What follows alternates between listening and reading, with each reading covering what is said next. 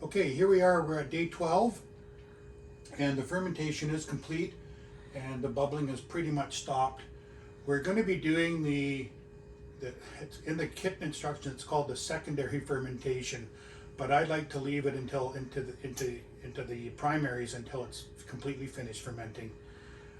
So what we're going to do now is we're going to rack the juice from this. This is what we had as our primary, and we'll do the red next. We're going to rack from here into a clean 23 liter, and we're going to take the gallon jug and what's in here and top and fill it into that one, and we're going to come off the sediment here. Now, during this process, we're also supposed to be doing the clarifying, but because we're teaching a course here and I want the students involved in that process, we're just going to add part of the sulfite in at this point. So we're adding in basically 25 parts per million of sulfite into here just to act as a preservative until we do the clarifying, and then we'll add the remainder of the sulfite to bring it up to the 100 parts per million that the kid is looking for. So 25 parts per million of this 10% solution that I've made up. 10 mils is equivalent to 25 parts per million, and that part is done. Now we're going to take our hose that has been already cleaned, and we'll take that over there, and we are going to rack out of the gallon jug first. Now, to do this, we don't want to disturb the sediment that's at the bottom there, so I'm going to go most of the way down, and then I'm going to put the clothes peg on there to hold it off the bottom while I rack.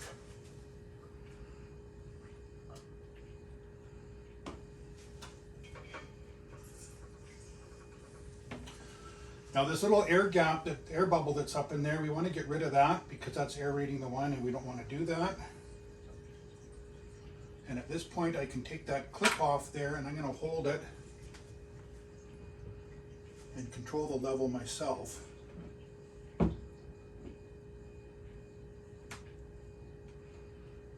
tilt this at the same time.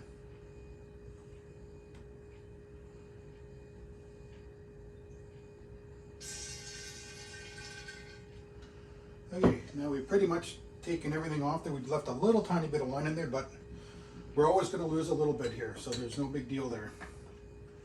Now we're going to do the same thing with the larger one. And Are you taking questions? Yes, questions? I wondered how you got rid of that air gap in the hose. You just squeeze the hose and that air gap will disappear. It'll just go down into the wine there. Okay, now we're going to do the same thing with this one.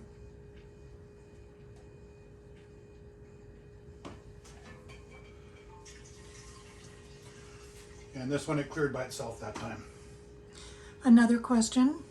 You mentioned that the kit instructions talk about a secondary fermentation. You prefer to avoid that by keeping it all in the carboy at one extended period of time.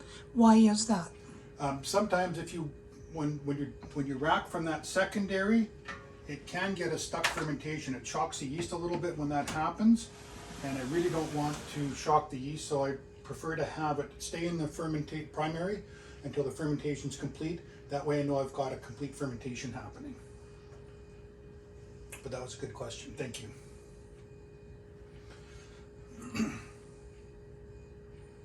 So we're just going to let this finish up. We're using the large diameter siphon hose for this, so it works quite quickly. But again, for beginners, it's better off to use the smaller one. It's a little bit more forgiving. It's easier to manage. It just takes a little bit longer, that's all. So once we get this all racked over, we're just going to put fresh water in the bubbler and put that in there. And then this is going to sit until the students arrive in a few days, and we'll carry on with the clarification process. So once this one is done, then we'll switch over and do exactly the same thing with the red, and we'll show you that process as well.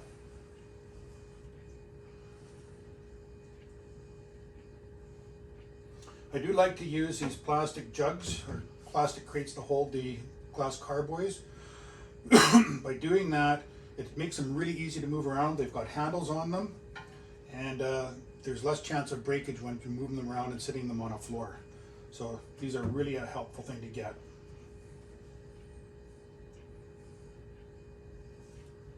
Okay, we're getting down near the bottom there, so I've got to kind of pay attention what I'm doing. So I've used a manual siphoning method. You can also use a siphoning pump that you can purchase, and that does make it a little bit easier, but it does slow it down a little bit. And when you're doing large volumes of wine, it helps to have it go a little bit quicker.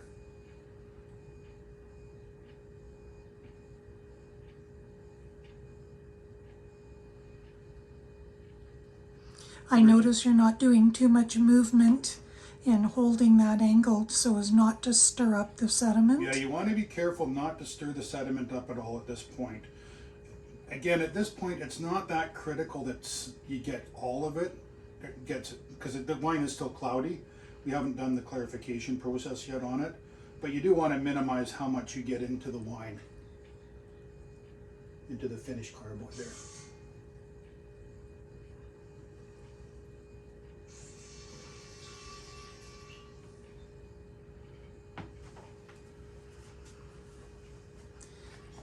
I'm going to zoom into that sediment so people can see the sediment that remains at the bottom of that carboy. There we go. That's then over this way. So that's the stuff that you don't want in your wine. There we go. This is the stuff that you don't want in your wine. Perfect. Good. Okay, that's it for now. We are going to actually top this up with clean wine now, because we've lost a little bit during the racking process. So there's two things you can do. You can you don't want to top it up with water because we've already added enough water. So you can either add something inert in there like glass marbles to take up the space. But because I do have wine that I've made previously that's the same varietal as this, I'm just going to add wine to that to top it up. You're talking about wine that's ready to drink? That's ready to drink. That's the same varietal. That's the same varietal. Or you can use a varietal that would be a complementary blend, but in this case I have the same varietal. So that's it for now, and we'll take a little bit of a quick break and we'll start with the red. Okay, we are back now, and we are going to do the red wine kit, which is our Cabernet Sauvignon. So this one has this bag of skins in it. So at this point we have to pull that bag of skins out and basically squeeze the juice out of this. I've cleaned my hands well.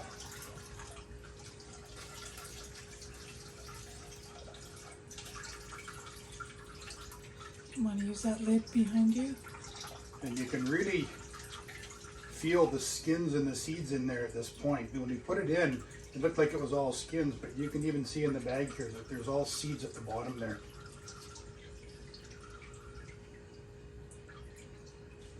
So we don't need to press this overly hard. We're just trying to get most of the juice out of there. There isn't really much left in there for flavor or anything. That's all been leached out by the fermentation process. Okay, so I'm just going to set this on the on our lid. Okay, we're going to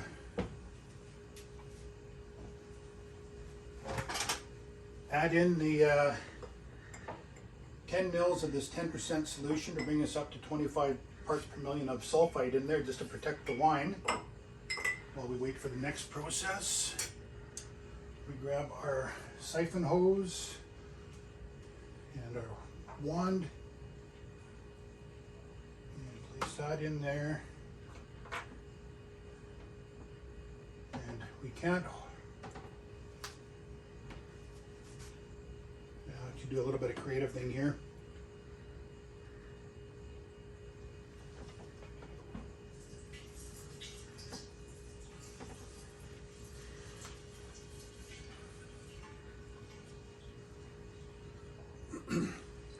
So you can see it, there's a fair bit of sludge on the bottom of this as well. I'll zoom in on that. You can see it slightly on camera. Yeah. I noticed your siphon hose you've got in the new carboy all the way to the bottom to make sure it doesn't slip out. Well, it's also to stop, you don't want to aerate the wine too much at this point now either. Okay. So that's really the primary reason not to aerate the wine. So this one I have to keep a little bit closer on it because it's pretty much inky black, so I don't have a way of actually seeing where the end of the siphon wand is.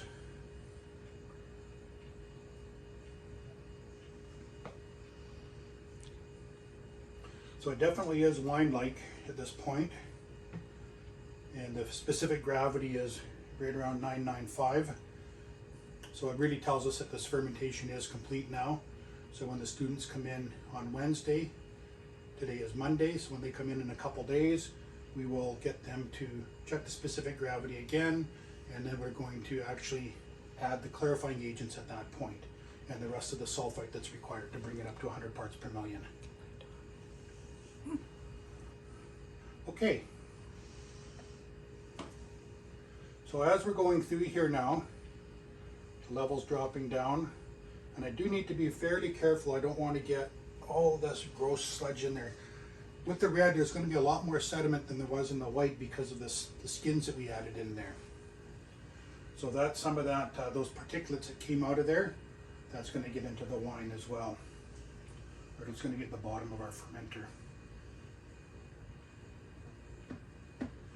And as we get further down, I will tilt the bucket again, being careful not to disturb the sediment too much. Did you have a question? I just wondered if you held the wand the end of the wand facing this way, if we could see it through when it hits the edge of the plastic. Yeah, it's too hard to do that though. It's then I've got everything twisted around on me. I see. And I need to tilt the bucket back. Right. Gotcha. If you do get the wand too far down into that sludge, you will see the wine change there. The wine coming out, you'll see it change in color on you. And it'll go from a dark red like this into like a grayish color. If that happens, you know you've gone too far into it. So then you would just elevate your wand slightly? Yeah.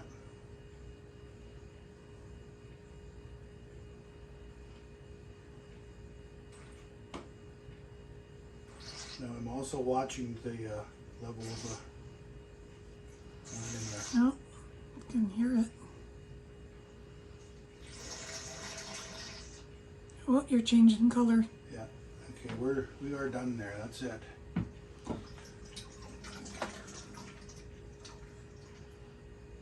So you can see in the wand the color has changed. Then you can see the sediment that's in there. Yeah. And what I will do is I'll move this over to the sink.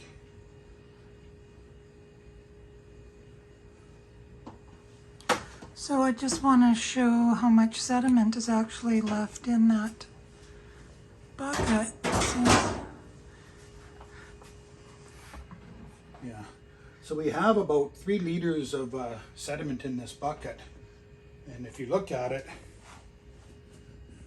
Yeah. you can see what we're talking about. You don't want to be drinking that.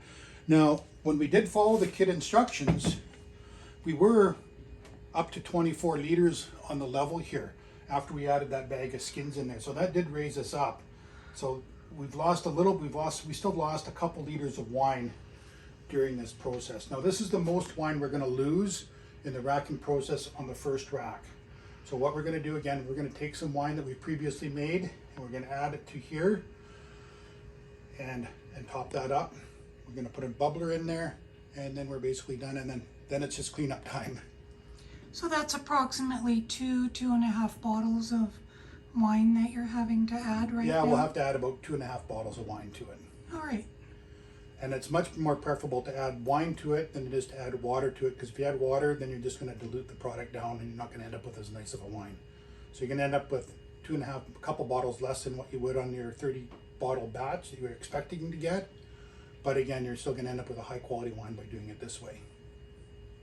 Okay, that's it for now, and join us later.